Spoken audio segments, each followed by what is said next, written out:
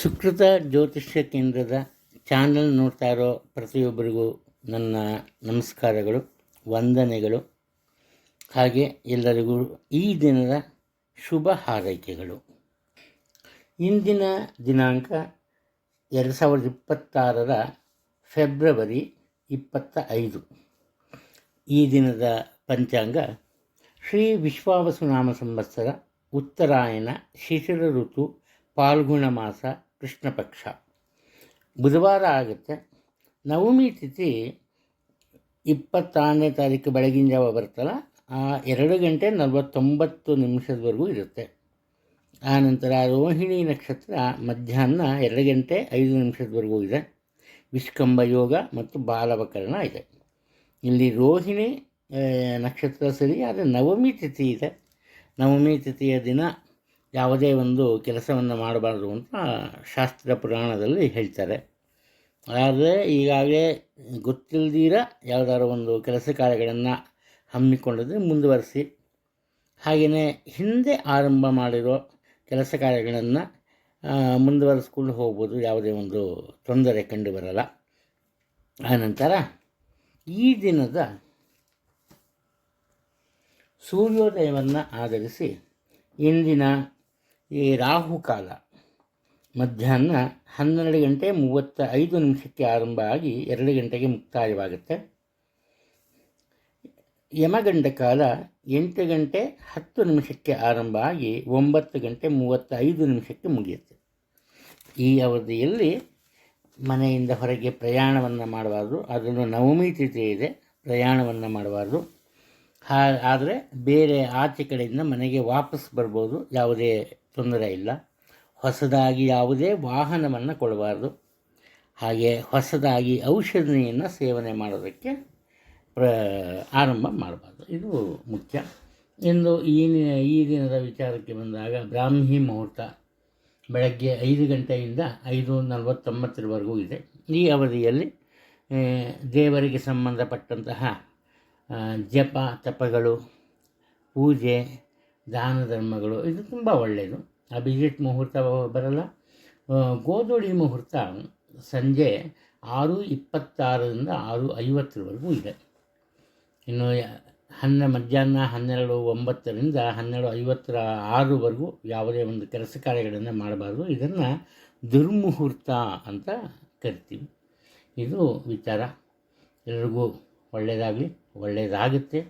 ಎಲ್ಲಿಯವರೆಗೂ ನಾವು ಒಬ್ಬರಿಗೆ ಒಳ್ಳೆಯದನ್ನು ಮಾಡ್ತೀವೋ ಅಲ್ಲಿವರೆಗೂ ದೇವರು ಯಾವುದೋ ಒಂದು ರೂಪದಲ್ಲಿ ಬಂದು ನಮಗೆ ಖಂಡಿತವಾಗಿ ಸಹಾಯವನ್ನು ಮಾಡೇ ಮಾಡ್ತಾರೆ. ಇದು ನಿಶ್ಚಿತವಾದಂತಹ ವಿಚಾರ. ಇನ್ನು ಈ ದಿನದ ರಾಶಿಫಲದ ಬಗ್ಗೆ ಸ್ವಲ್ಪ ಗಮನವನ್ನು ನೀಡೋಣ. ಮೇಷರಾಶಿಯಲ್ಲಿ ಜನಿಸಿರೋರು ಈ ದಿನ ಶುಭ ಫಲಗಳನ್ನು ಪಡೀತಾರೆ. ಅವರ ಮನಸ್ಸಿನ ಆಸೆ ಆಕಾಂಕ್ಷೆಗಳು ಇಚ್ಛೆಗಳು ಖಂಡಿತ ಪೂರ್ಣಗೊಳ್ಳುತ್ತೆ ಈ ದಿನ. ಹಾಗೆಯೇ ವಿವಿಧ ಮೂಲಗಳಿಂದ ಇವರಿಗೆ ಹಣದ ಸಹಾಯ ಸಿಗುತ್ತೆ. ಉತ್ತಮ ವರಮಾನ ಇರುತ್ತೆ. ವೇತನದಲ್ಲಿ ಹೆಚ್ಚಳಿಕೆ ಕಂಡುಬರುತ್ತೆ ಇದು. ಇನ್ನು ಯುವಕರಿಗೆ ಕೃಷಿ ಕಾರ್ಯದಲ್ಲಿ ಹೆಚ್ಚಿನ ಆಸಕ್ತಿ ಉಂಟಾಗುತ್ತೆ. ಆದ್ದರಿಂದ ಈ ಪ್ರತ್ಯಕ್ಷವಾಗಿ ಅಥವಾ ಪರೋಕ್ಷವಾಗಿ ಕೃಷಿ ಕಾರ್ಯದಲ್ಲಿ ಇವರು ತೊಡಗ್ತಾರೆ. ಆಗಲೇ ಹೇಳಿದ್ದೀನಿ, ಈ ಭೂ ವಿಚಾರದಿಂದ ಅಥವಾ ಭೂ ವ್ಯವಹಾರದಿಂದ ಇವರಿಗೆ ವಿಶೇಷವಾದಂತಹ ಧನಲಾಭ ಇದೆ. ಮುಖ್ಯವಾಗಿ ಉತ್ತಮ ಆದಾಯ ಇರುತ್ತೆ, ಅದೇನೋ ಸರಿ, ಆದರೆ ಉಳಿತಾಯ ಮಾಡೋದ್ರಲ್ಲಿ ಖಂಡಿತ ವಿಫಲರಾಗ್ತಾರೆ. ಆದ್ದರಿಂದ ಸ್ವಲ್ಪ ಐಡಿಯಾ ಮಾಡಬೇಕು, ಯೋಜನೆ ರೂಪಿಸಿ ಈ ಹಣವನ್ನು ಉಳಿಸೋದ್ರ ಬಗ್ಗೆ ಯೋಚನೆ ಮಾಡೋದು ತುಂಬ ಒಳ್ಳೆಯದು. ಇನ್ನು ಮತ್ತೊಂದು, ಯಾವುದೇ ಒಂದು ಕೆಲಸ ಕಾರ್ಯ ಆದರೂ ಆತುರ ಪಡಲ್ಲ. ಸ್ವಲ್ಪ ನಿಧಾನದಿಂದ ಅದರ ಬಗ್ಗೆ ಸಂಪೂರ್ಣವಾಗಿ ಅರ್ಥ ಮಾಡಿಕೊಂಡು ಆನಂತರ ಮುಂದುವರಿತಾರೆ. ಇದರಿಂದ ಕೆಲಸ ಕಾರ್ಯದಲ್ಲಿ ಯಾವುದೇ ಅಡ್ಡಿ ಆತಂಕಗಳು ಬಂದರೂ ಕೂಡ ಅದು ದೂರವಾಗುತ್ತೆ, ದೂರ ಮಾಡ್ಕೋತಾರೆ ಇವರನ್ನೇ. ಅದು ಇವರ ಬುದ್ಧಿವಂತಿಕೆ ವಿಶಿಷ್ಟವಾಗಿರುತ್ತೆ. ಆದರೆ ಆ ಬುದ್ಧಿವಂತಿಕೆಯನ್ನು ಸರಿಯಾದ ವೇಳೆಯಲ್ಲಿ ಬಳಸೋದಕ್ಕೆ ಇವರಿಗೆ ಅವಕಾಶ ಸಿಗಲ್ಲ. ತಾನಾಗಿ ಅವಕಾಶ ಸಿಗಲ್ಲ, ಅವಕಾಶಗಳನ್ನು ಇವರೇ ಮಾಡ್ಕೋಬೇಕಾಗತ್ತೆ. ಇವರ ಬಾಳಿಗೆ ಇವರೇ ಶಿಲ್ಪಿಗಳಾಗಬೇಕು. ಆಗ ಮಾತ್ರ ಈ ದಿನ ಒಂದು ರೀತಿ ನೆನಪಿನಲ್ಲಿ ಇಡಬಹುದಾದಂತಹ ದಿನವಾಗುತ್ತೆ. ಇನ್ನು ಸೋದರ ಮಾವನಿಂದ ಹಣದ ಸಹಾಯ ದೊರೆಯುವಂತಹ ಸಾಧ್ಯತೆಗಳು ಕಂಡುಬರ್ತವೆ. ವೃಷಭ ರಾಶಿಯವರು ಒಳ್ಳೆಯ ಕೆಲಸಗಳನ್ನು ಮಾಡ್ತಾರೆ, ಜನ ಮೆಚ್ಚುವಂತಹ ಕೆಲಸಗಳನ್ನು ಮಾಡ್ತಾರೆ. ಹೆಚ್ಚು ಧೈರ್ಯ ಇರುತ್ತೆ. ಕಷ್ಟ ನಷ್ಟಕ್ಕೆ ಆಗಲಿ ಈ ಸೋಲಿಗೆ ಆಗಲಿ ಇವರು ಭಯಪಡಲ್ಲ. ಇದರಿಂದ ಆತ್ಮವಿಶ್ವಾಸದಿಂದ ಕೆಲಸ ಮಾಡೋದ್ರಿಂದ ಯಾವುದೇ ತೊಂದರೆ ಉಂಟಾಗಲ್ಲ. ಎಲ್ಲ ರೀತಿಯಲ್ಲೂ ಇವರಿಗೆ ಒಳ್ಳೆಯ ಕೀರ್ತಿ ಪ್ರತಿಷ್ಠೆ ಸಿಗುತ್ತೆ. ಪ್ರತಿಯೊಂದು ವಿಚಾರವನ್ನು ಯೋಚಿಸ್ತಾರೆ, ಯಾವ ಸಂದರ್ಭದಲ್ಲಿ ಹೇಗೆ ವರ್ತಿಸಬೇಕು ಅಂತ. ಕಾರಣ ಏನು ಅಂದರೆ ಇವರ ಮನಸ್ಸಿನಲ್ಲಿ ಒಂದು ವಿಚಾರ ಇರುತ್ತೆ, ಇವರಿಂದ ಯಾರಿಗೂ ಬೇಸರ ಉಂಟಾಗಬಾರ್ದು ಅಂತ. ಆದ್ದರಿಂದ ಯೋಚನೆ ಮಾಡಿ ಮಾತುಗಳನ್ನು ಆಡ್ತಾರೆ. ಇನ್ನು ಸುಮಾರೊಂದು 25ರಿಂದ 35 ಈ ವಯಸ್ಸಿನ ಯುವಕರಿಗೆ ಕಣ್ಣಿನ ತೊಂದರೆ ಉಂಟಾಗುವಂತಹ ಸಾಧ್ಯತೆ ಇದೆ, ಅಥವಾ ಕಣ್ಣಿಗೆ ಪೆಟ್ಟಾಗಬಹುದು. ಎಚ್ಚರಿಕೆಯಿಂದ ಇರಬೇಕು. ಇನ್ನು ಕುಟುಂಬದಲ್ಲಿ ಹೋಮ ಹವನಾದಿಗಳನ್ನು ದೊಡ್ಡ ಮಟ್ಟದಲ್ಲಿ ಪೂಜೆ ಪುನಸ್ಕಾರಗಳನ್ನು ಮಾಡ್ತಾರೆ. ಅದರ ಸಂಪೂರ್ಣ ನೇತೃತ್ವ ಅಥವಾ ಜವಾಬ್ದಾರಿ ಇವರ ಪಾಲಿಗೆ ಸಿಗತ್ತೆ. ಅದನ್ನು ಸರಿಯಾಗಿ ನಿಭಾಯಿಸ್ತಾರೆ. ಯಾವುದೇ ಒಂದು ತೊಂದರೆ ಕಂಡುಬರಲ್ಲ. ಯಾವುದೇ ಕೆಲಸ ಆರಂಭದಲ್ಲಿ ಮಾತ್ರ ಸ್ವಲ್ಪ ಹಿನ್ನಡೆ ಇರುತ್ತೆ, ಆದರೆ ಭಯ ಪಡಬಾರದು. ಸ್ಥಿರವಾದಂತಹ ಮನಸ್ಥಿತಿ ಇವರಿಗೆ ಇರುತ್ತೆ, ತೊಂದರೆ ಇಲ್ಲ. ಇನ್ನು ಎಷ್ಟೇ ಒಂದು ಒಳ್ಳೆಯರಾದರೂ, ಎಷ್ಟೇ ಒಳ್ಳೆಯ ಬುದ್ಧಿ ಒಳ್ಳೆಯ ಭಾವನೆ ಇದ್ದರೂ ಇವರು ಸುಲಭವಾಗಿ ಬೇರೆಯವರ ಪ್ರಭಾವಕ್ಕೆ ಒಳಗಾಗ್ತಾರೆ. ಸಾಧ್ಯವಾದಷ್ಟು ಸ್ವತಂತ್ರವಾದ ನಿರ್ಧಾರವನ್ನು ತಗೊಳ್ಳಿ. ವಿದ್ಯಾಭ್ಯಾಸದಲ್ಲಿ ಮಾತ್ರ ಕೊಂಚ ಹಿನ್ನಡೆ ಇದೆ. ಹೆಚ್ಚಿನ ಪ್ರಯತ್ನದಿಂದ ಮಾತ್ರ ನಿರೀಕ್ಷಿಸಿದ ಮಟ್ಟವನ್ನು ತಲುಪುವುದಕ್ಕೆ ಸಾಧ್ಯ ಆಗುತ್ತೆ. ಇದು ಇಂದಿನ ವಿಚಾರ. ಮಿಥುನ ರಾಶಿಯಲ್ಲಿ ಜನಿಸಿರೋರು ಇವರಿಗೆ ಸಮಾಜದಲ್ಲಿ, ಕುಟುಂಬದಲ್ಲಿ ಮತ್ತು ಉದ್ಯೋಗ ಸ್ಥಳದಲ್ಲಿ ಉತ್ತಮವಾದಂತಹ ಒಂದು ಸ್ಥಾನಮಾನ ಮತ್ತು ಗೌರವ ಲಭಿಸುತ್ತೆ. ಹಾಗೆ ಇವರಿಗೆ ಮಂತ್ರತಂತ್ರದಲ್ಲಿ ಆಸಕ್ತಿ ಹುಟ್ಟುತ್ತೆ. ಸಂಪ್ರದಾಯ ಮತ್ತು ಸಾಂಪ್ರದಾಯಿಕ ಕಲೆಗಳಲ್ಲಿ ಹೆಚ್ಚಿನ ಪರಿಣತಿಯನ್ನು ಪಡಿತಾರೆ. ಮುಖ್ಯವಾಗಿ ಸಂಗೀತ ಜ್ಞಾನ ಇವರಿಗೆ ವಿಶೇಷವಾಗಿ ಲಭಿಸುತ್ತೆ. ಆದರೆ ಯಾರನ್ನು ಇವರು ಏನೂ ಕೇಳಲ್ಲ, ತಾನಾಯಿತು ತನ್ನ ಕೆಲಸ ಆಯಿತು ಅನ್ನುವಂತಹ ಭಾವನೆ ಇವರಲ್ಲಿ ಸದಾ ಇರುತ್ತೆ. ಆದ್ದರಿಂದ ಇವರಿಗೆ ದೊರೆಯಬೇಕಾದಂತಹ ಕೆಲವೊಂದು ಅವಕಾಶಗಳು ಇವರಿಗೆ ದೊರೆಯದಿರ ಹೋಗುತ್ತೆ.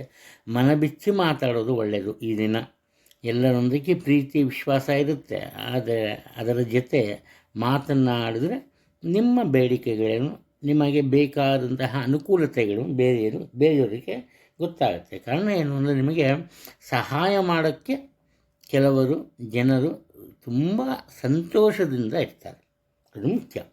ಇನ್ನು ಧಾರ್ಮಿಕ ಕೆಲಸ ಕಾರ್ಯಗಳನ್ನು ಮಾಡ್ತೀರಿ, ಕಷ್ಟ ನಷ್ಟಕ್ಕೆ ಬೆದರಲ್ಲ. ಯಾವುದೇ ಒಂದು ಕೆಲಸ ಕಾರ್ಯಗಳಿಗೆ ಕೈ ಹಾಕಿದರೂ ಕೂಡ ಅದರಲ್ಲಿ ನಿರೀಕ್ಷಿಸಿದ ಲಾಭ ದೊರೆಯುತ್ತೆ. ನಿಮ್ಮ ತಂದೆಯವರ ಆರೋಗ್ಯದಲ್ಲಿ ಏನಾದರೂ ಏರುಪೇರು ಇದ್ದರೆ ಆರೋಗ್ಯ ಉತ್ತಮಗೊಳ್ಳುತ್ತೆ, ತೊಂದರೆ ಇಲ್ಲ. ಸದಾಕಾಲ ದೇವರ ಧ್ಯಾನ ಮಾಡೋದು, ದೇವರ ಪೂಜೆ ಮಾಡೋದು, ಇಂಥದ್ರಲ್ಲಿ ಸ್ವಲ್ಪ ಸಮಯವನ್ನು ಕಳಿತೀರಿ. ಬುದ್ಧಿವಂತರು ಏನಪ್ಪ ಅಂದರೆ ಯಾರ ಒಂದು ಹಂಗಿಲ್ಲದೆ ನಿಮ್ಮ ಸ್ವಂತ ಕೆಲಸ ಕಾರ್ಯಗಳನ್ನು ಬುದ್ಧಿವಂತಿಕೆಯಿಂದ ಯೋಚಿಸಿ ಮಾಡ್ತೀರಿ. ಅದು ಹಾಗೆಯೇ ಸಮಯ ಸಿಕ್ಕಾಗ ನಿಮ್ಮ ಆತ್ಮೀಯರಿಗೆ ಸಹ ಸಹಾಯವನ್ನು ಮಾಡುವಂತಹ ಒಂದು ಬುದ್ಧಿ ನಿಮ್ಮಲ್ಲಿ ಕಂಡುಬರುತ್ತೆ.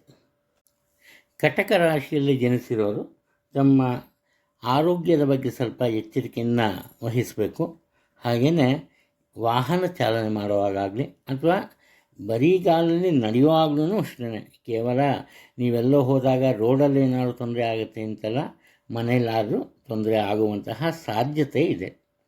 ಕೆಳಗೆ ಬೀಳೋದು ಅಥವಾ ಭಾರವಾದ ವಸ್ತುವನ್ನು ಮೇಲೆ ಹಾಕ್ಕೊಂಬೋದು. ಉದಾಹರಣೆ ಜಿಮ್ ಮಾಡ್ತಿರ್ತಾರೆ, ಅದೇ ಅವ್ರ ಮೇಲೆ ಬೀಳ್ಬೋದು. ಆ ಥರ ಸ್ವಲ್ಪ ಅತಿಯಾದ ಆತ್ಮವಿಶ್ವಾಸ ಬೇಡ. ಆರೋಗ್ಯದ ಬಗ್ಗೆ ಗಮನ ಇಲ್ಲಿ. ಇನ್ನು ಯಾವುದೇ ಕೆಲಸ ಕಾರ್ಯಗಳಾಗಲಿ ನೀವು ಮುಂದಾಳತ್ವವನ್ನು ವಹಿಸ್ತೀರಿ. ನೀವೇ ಸ್ವತಂತ್ರವಾಗಿ ನೀವೇ ಸ್ವಯಂ ಘೋಷಿತ ನಾಯಕರಂತೆ ವರ್ತಿಸ್ತೀರಿ, ತೊಂದರೆ ಇಲ್ಲ. ನಿಮಗೆ 22ರಿಂದ 27 ವರ್ಷ ಈ ಅಂತರವಿದ್ದರೆ ವಿಶೇಷವಾದಂತಹ ಪ್ರಾತಿನಿಧ್ಯ, ಗೌರವ, ಪ್ರತಿಷ್ಠೆ ಲಭಿಸುತ್ತೆ. ಕುಟುಂಬದಲ್ಲಿ ಮಾತ್ರ ಅಲ್ಲ, ಉದ್ಯೋಗ ಸ್ಥಳದಲ್ಲಿ ಸಹ ನಿಮ್ಮ ಮಾತಿಗೆ ಪ್ರತಿಯೊಬ್ಬರ ಒಮ್ಮತ ಇರುತ್ತೆ, ಒಳ್ಳೆಯ ಗೌರವ ಸಿಗುತ್ತೆ. ನಿಮ್ಮ ಆರೋಗ್ಯ ಸಹ ಉತ್ತಮ ಮಟ್ಟದಲ್ಲಿ ಇರುತ್ತೆ, ಯಾವುದೇ ತೊಂದರೆ ಇಲ್ಲ. ಸಣ್ಣ ಪುಟ್ಟ ದೋಷ ಕಾಣಿಸ್ಕೋಬೋದು, ಅದು ವಿಶೇಷವಾದ ತೊಂದರೆ ಇಲ್ಲ ಅದು. ಆನಂತರ ಮತ್ತೊಂದು ವಿದ್ಯಾರ್ಥಿಗಳ ವಿಚಾರ. ವಿದ್ಯಾರ್ಥಿಗಳು ಖಂಡಿತವಾಗಲೂ ಹೆಚ್ಚಿನ ಪ್ರಯತ್ನದಿಂದ ಮಾತ್ರ ಸಫಲತೆಯನ್ನು ಕಾಣೋದಕ್ಕೆ ಸಾಧ್ಯ ಆಗುತ್ತೆ. ಅದರಿಂದ ಸ್ವಲ್ಪ ಎಚ್ಚರಿಕೆಯಿಂದ ಇರೋದು ಒಳ್ಳೆಯದು. ಈ ಆಟ ಬೇಕೇ ಬೇಕು, ಅದರ ಜೊತೆ ಸ್ವಲ್ಪ ಓದಿನ ಕಡೆ ಗಮನ ಹರಿಸಬೇಕು. ಈ ದಿನ ಅದು ಇದೆ.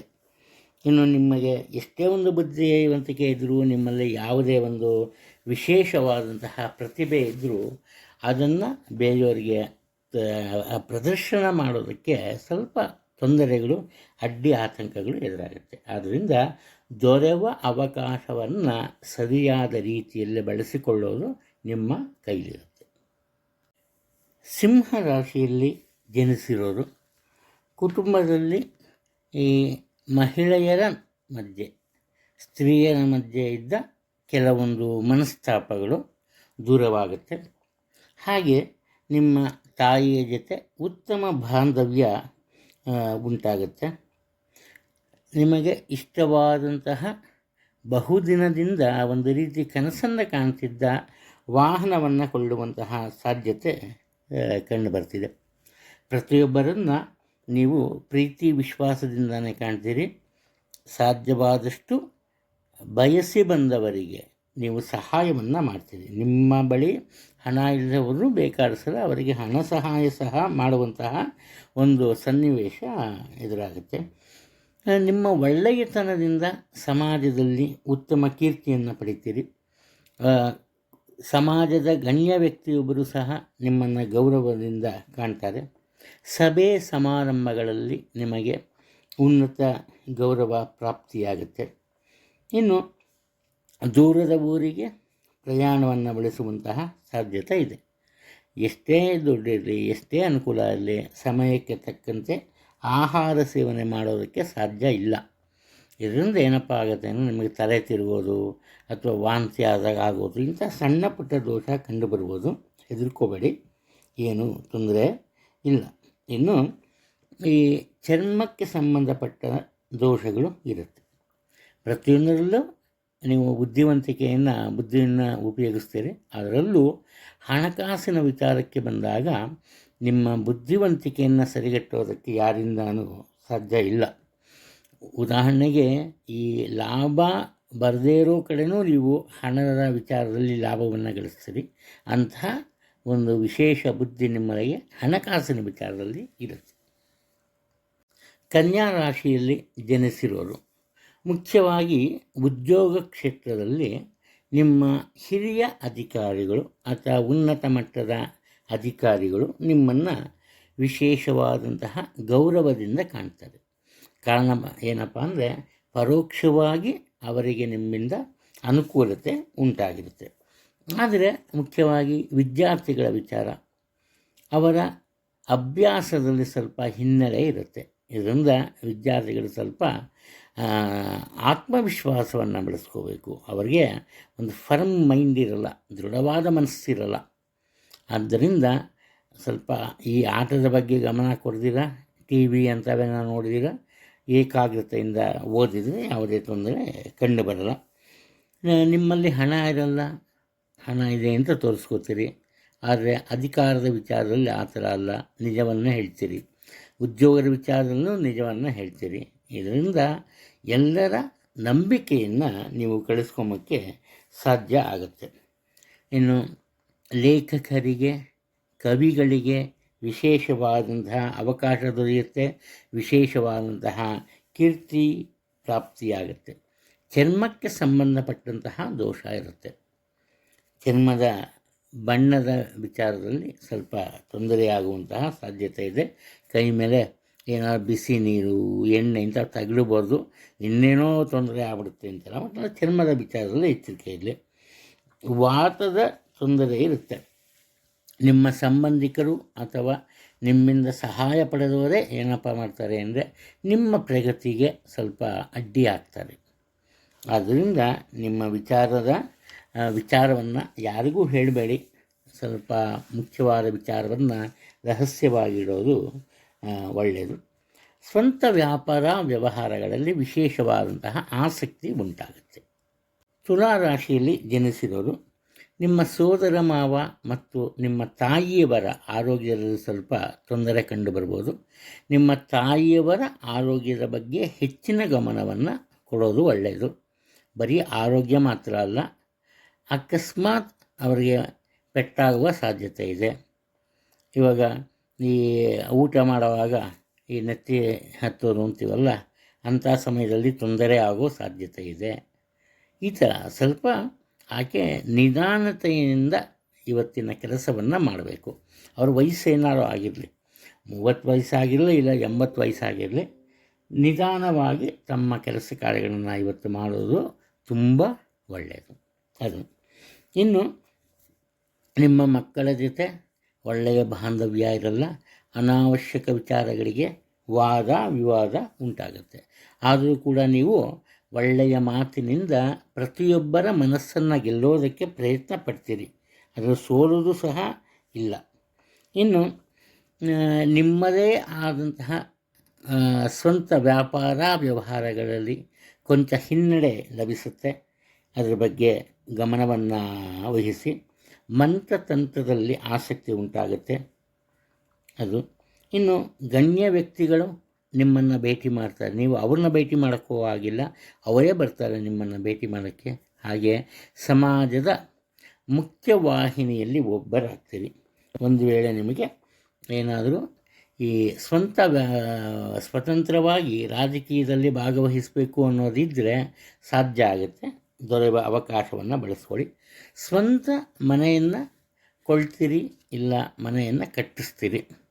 ಅದು ಅಥವಾ ಮನೆತನದ ಒಂದು ಈ ಮನೆಯಲ್ಲಿ ವಾಸ ಆಗ್ತೀರಿ. ಒಟ್ಟಾರೆ ವಾಸಸ್ಥಳ ಬದಲಾವಣೆಯ ಸಾಧ್ಯತೆಗಳಿವೆ.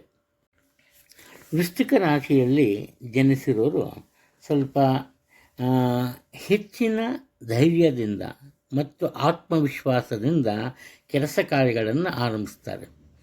ಬೇರೆಯವರು ಸಾಧ್ಯ ಇಲ್ಲ ಅಂತ ದೂರ ಮಾಡಿದ ಕೆಲಸ ಕಾರ್ಯಗಳು ಅಥವಾ ಆ ಜವಾಬ್ದಾರಿ ಇವರಿಗೆ ದೊರೆಯುತ್ತೆ. ಒಟ್ಟಾರೆ ಇವತ್ತು ಇವರು ಅತಿ ವಿಶಿಷ್ಟವಾದಂತಹ ಸವಾಲುಗಳನ್ನು ಎದುರಿಸೋದಕ್ಕೆ ಸಿದ್ಧರಾಗಿರಬೇಕು. ಅದಕ್ಕೆ ಇವರು ಸಿದ್ಧರಾಗ್ತಾರೆ, ಅದರಲ್ಲಿ ಯಶಸ್ಸನ್ನು ಸಹ ಗಳಿಸ್ತಾರೆ. ಇನ್ನು ಆಹಾರದ ಬಗ್ಗೆ ಹೆಚ್ಚಿನ ಒಂದು ಆಸೆ, ಅದನ್ನೇ ತಿನ್ನಬೇಕು, ಇದನ್ನೇ ತಿನ್ನಬೇಕು, ಆ ಥರ ಇರುತ್ತೆ. ಆದ್ದರಿಂದ ಒಂದು ವೇಳೆ ಮನೆಯಲ್ಲಿಲ್ಲ ಅಂದರೆ ಹೋಟ್ಲಿಗೆ ಹೋಗೋದು, ಅಲ್ಲಿ ಹೋಗಿ ತಿಂತಾರೆ. ಕಾರಣ ಏನಪ್ಪ ಈ ವಿಚಾರ ಹೇಳ್ತಿರೋದು ಅಂದರೆ ಇವತ್ತು ಇವರಿಗೆ ಆಹಾರದ ವಿಚಾರವಾಗಿ ಅನಾರೋಗ್ಯ ಉಂಟಾಗುವಂತಹ ಸಾಧ್ಯತೆಗಳಿವೆ. ಅದರ ಬಗ್ಗೆ ಗಮನ ಇರಲಿ. ಇನ್ನು ನಿಮ್ಮ ತಾಯಿ ಮತ್ತು ತಂದೆಯವರ ನಡುವೆ ಇದ್ದ ಕೆಲವೊಂದು ಅಸಮಾಧಾನಗಳು ದೂರವಾಗುತ್ತೆ. ಆ ಅಸಮಾಧಾನ ದೂರವಾಗೋದಕ್ಕೆ ನೀವೇ ಕಾರಣರಾಗ್ತೀರಿ. ಅದು ನಿಮ್ಮ ತಂದೆಯವರು ಉದ್ಯೋಗಸ್ಥರಾಗಿದ್ದಲ್ಲಿ ಉನ್ನತ ಮಟ್ಟದ ಒಂದು ಅಧಿಕಾರ ಅವರಿಗೆ ದೊರೆಯುವಂತಹ ಸಾಧ್ಯತೆಗಳು ಕಂಡುಬರ್ತಾ ಇದೆ. ಇನ್ನು ಯುವಕರು ಮತ್ತು ಯುವತಿಯರು ಸ್ವಲ್ಪ ಹೆಚ್ಚು ಈ ದುಬಾರಿ ಬೆಲೆಯ ವಸ್ತ್ರಗಳನ್ನು ತೊಗೊಂಬೋದು ಅಥವಾ ಒಡವೆಗಳನ್ನು ತೊಗೊಂಬೋದು. ಇದನ್ನು ಮಾಡ್ತಾರೆ. ಹುಡುಗರೇನು ತೊಗೋತಾರೆ ಅಂತ ಅಂದ್ಕೊಬೋದು. ನೀವು ಚೈನ್ ತೊಗೊಬೋದು, ಕೈಗೆ ಹಾಕೋ ಬಳೆ ತೊಗೊಬೋದು, ಆ ಥರ. ಹಾಗೆಯೇ ನಿಮ್ಮ ಬಳಿ ಇರೋ ಹಳೆಯ ವಾಹನವನ್ನು ಮಾರಾಟ ಮಾಡಿ ಹೊಸ ವಾಹನವನ್ನು ತಗೋಬೇಕು ಅನ್ನೋ ನಿಮ್ಮ ಆಸೆ ಈಡೇರುತ್ತೆ. ಬಂಧು ಬಳಗದವರಿಂದ ದೂರ ಉಳಿತೀರಿ. ನೀವಾಯಿತು, ನಿಮ್ಮ ಕುಟುಂಬದ ಸದಸ್ಯರಾಯಿತು, ಇದೇ ನಿಮ್ಮ ಮನಸ್ಸಾಗಿರುತ್ತೆ. ಇದು ಒಂದು ರೀತಿ ಈ ದಿನದ ಮಟ್ಟಿಗೆ ಒಳ್ಳೆಯ ನಿರ್ಧಾರವಾಗುತ್ತೆ. ಧನುರಾಶಿಯಲ್ಲಿ ಜನಿಸಿರೋರು ಸೋದರರ ಮತ್ತು ಸೋದರಿಯರ ಜೊತೆ ಉತ್ತಮ ಬಾಂಧವ್ಯವನ್ನು ಉಂಟು ಮಾಡಿಕೊಳ್ತಾರೆ. ಇದರಿಂದ ಮುಖ್ಯವಾಗಿ ಸೋದರರ ಜೊತೆಯಲ್ಲಿ ಪಾಲುಗಾರಿಕೆಯಲ್ಲಿ ವ್ಯಾಪಾರ ವ್ಯವಹಾರವನ್ನು ಆರಂಭಿಸುವ ಸಾಧ್ಯತೆ ಇದೆ. ಇದಕ್ಕೆ ಸೋದರಿಯರಿಂದ ಹಣದ ಸಹಾಯ ದೊರೆಯಬಹುದು. ಇದು ಇನ್ನು 12-18 ವರ್ಷ ಈ ವಯಸ್ಸಿನ ಮಕ್ಕಳ ಜೀವನದಲ್ಲಿ, ಅದರಲ್ಲೂ ವಿದ್ಯಾಭ್ಯಾಸದ ವಿಚಾರದಲ್ಲಿ ವಿಶಿಷ್ಟವಾದಂತಹ ಬದಲಾವಣೆ ಉಂಟಾಗುತ್ತೆ. ಅದು ಹಣಕಾಸಿನ ವಿಚಾರದಲ್ಲಿ ಯಾವುದೇ ತೊಂದರೆ ಇಲ್ಲ, ಉತ್ತಮ ಆದಾಯ ಇರುತ್ತೆ. ನಿಮ್ಮ ನಿರೀಕ್ಷೆಯಂತೆ ನಿಮಗೆ ಹಣದ ಸಹಾಯ ದೊರೆಯುತ್ತೆ. ಅದು ಒಳ್ಳೆಯ ಭಾವನೆ, ಒಳ್ಳೆಯ ಮನಸ್ಸು ನಿಮ್ಮಲ್ಲಿರುತ್ತೆ. ಈ ಕಾರಣದಿಂದ ಪ್ರತಿಯೊಬ್ಬರ ಪ್ರೀತಿ ವಿಶ್ವಾಸಕ್ಕೆ ಪಾತ್ರರಾಗ್ತೀರಿ. ಉದ್ಯೋಗ ಕ್ಷೇತ್ರದಲ್ಲಿ ಸಹ ಅಷ್ಟೇ. ಒಂದು ವೇಳೆ ನಿಮ್ಮ ಮನಸ್ಸಿಗೆ ಬೇಸರ ಆಗುವಂತೆ ಬೇರೆ ಯಾರೇ ಮಾತಾಡಲಿ, ಕೆಲಸವನ್ನು ಮಾಡಲಿ, ಅದನ್ನು ನೀವು ಗಂಭೀರವಾಗಿ ತಗೊಂಬಲ್ಲ, ಮರೆತು ಬಿಡ್ತೀರಿ. ನಿಮ್ಮ ಈ ಒಂದು ಒಳ್ಳೆಯತನವನ್ನು ಕಂಡು ಅವರೇ ಏನು ಮಾಡ್ತಾರೆ, ನಿಮ್ಮಲ್ಲಿ ಬಂದು ನಿಮ್ಮ ಹತ್ರ ಕ್ಷಮೆಯನ್ನು ಯಾಚಿಸ್ತಾರೆ. ನಿಮ್ಮಲ್ಲಿ ಮತ್ತೊಂದು ಒಳ್ಳೆಯ ಗುಣ ಇವತ್ತು ಕಂಡು ಬರೋದೇನಪ್ಪ ಅಂದರೆ, ಬೇರೆಯವರ ತಪ್ಪನ್ನು ಮನ್ನಿಸೋದು. ಹಾಗೆಯೇ ನೀವು ಯಾವುದೇ ರೀತಿಯ ತಪ್ಪನ್ನು ಮಾಡದೇ ಇರೋದು, ಇದರಿಂದ ಒಳ್ಳೆಯದು. ಹಾಗೆ ನಿಮಗೇನಾದ್ರು ದೀರ್ಘಕಾಲದಿಂದ ಯಾವುದೇ ಅನಾರೋಗ್ಯದ ಸಮಸ್ಯೆಯಿಂದ ಬಳಲ್ತಾ ಇದ್ದರೆ ಅದು ಸರಿ ಹೋಗುತ್ತೆ, ತೊಂದರೆ ಇಲ್ಲ. ನಿಮ್ಮ ಬುದ್ಧಿವಂತಿಕೆಯ ತೀರ್ಮಾನವೊಂದರಿಂದ ಸಮಾಜದಲ್ಲಿ ಕೆಲವೊಂದು ಬದಲಾವಣೆಗಳನ್ನು ತರ್ತಾರೆ. ಆ ಬದಲಾವಣೆಗಳಿಗೆ ನೇರವಾಗಿ ಅಥವಾ ಪ್ರತ್ಯಕ್ಷವಾಗಿ ಆ ಸಮಾಜದ ಗಣ್ಯ ವ್ಯಕ್ತಿಗಳು ಕಾರಣರಾಗ್ತಾರೆ. ಇದರಿಂದ ನಿಮಗೆ ರಾಜಕೀಯ ಪ್ರವೇಶದ ಇಚ್ಛೆ ಇದ್ದರೆ ಒಂದು ಒಳ್ಳೆಯ ಪ್ಲಾಟ್ಫಾರ್ಮ್, ವೇದಿಕೆ ಸಿಗುತ್ತೆ, ಮುಂದುವರಿಬೋದು. ಮಕರ ರಾಶಿಯಲ್ಲಿ ಜನಿಸಿರೋರು ಮುಖ್ಯವಾಗಿ ಈ ದಿನ ನಿಮ್ಮ ಮಕ್ಕಳಿಗೆ ತುಂಬ ಒಳ್ಳೆಯ ದಿನ.